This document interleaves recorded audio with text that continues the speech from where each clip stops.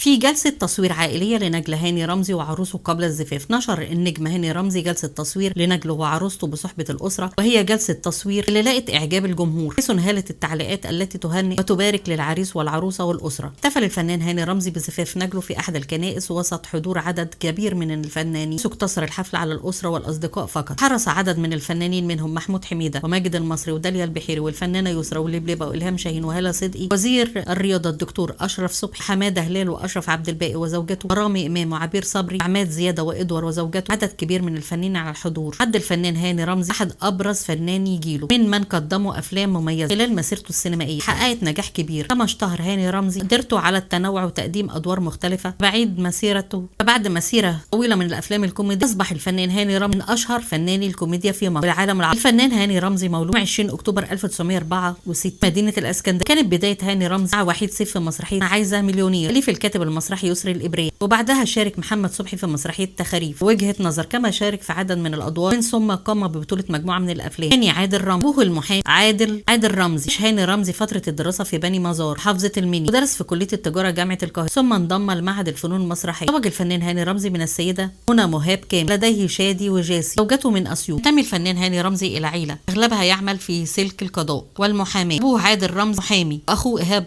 رمزي كان نائب سابق مجلس الشعب.